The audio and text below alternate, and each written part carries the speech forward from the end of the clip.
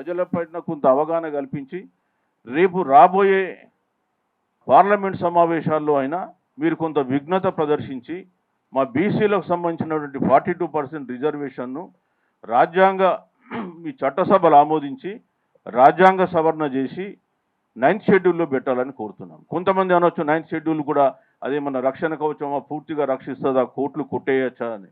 ఆ విషయం గురించి మన జస్టిస్ గారు చెప్తారు, నేను చెప్పదలుచుకోలే. సో అదేవిధంగా ఎంతవరకు రక్షణ ఉంటుందనే విషయం వారు రాజ్యాంగ నిపుణులు కాబట్టి వారు మాట్లాడతారు. సో మేము కోరేది ఒకటే, బీసీ ప్రజలకు, మీరు ఇప్పుడు పోరాడకపోతే ఇక మళ్ళీ జీవితంలో రాదు. నెవర్ నెవర్ మీరు గుర్తుపెట్టుకోండి. ఇంకెవ్వరు కూడా పోరాటం మళ్ళీ చేసినా పాత గతానుభవాలు ఉన్నాయి కాబట్టి మళ్ళీ మర్చిపోతారు. కాబట్టి ఇప్పటికైనా బీసీ సంఘాలు అది జేఏసీ ఆధ్వర్యంలో చేసినా మేము స్వాగతిస్తాం, లేదా వాళ్ళు మాతో కలిసినా మేము స్వాగతిస్తాం. మాకేం బాధ లేదు. కావాల్సింది మాకు 42% సాధన, అది 9th షెడ్యూల్లో పెట్టాలి. ఇదే మాకు ఇది. కొంతమంది రాజ్యాంగ సవరణ మాట్లాడుతున్నారు. బాబు, రాజ్యాంగ సవరణ జరగాలంటే మీ దగ్గర మొదలు దేశవ్యాప్తంగా డాటా లేదు, కులగణన జరగలే.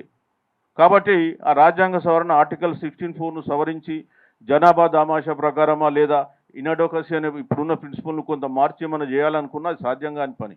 డాటా లేకుండా ఏం చేయలేరు.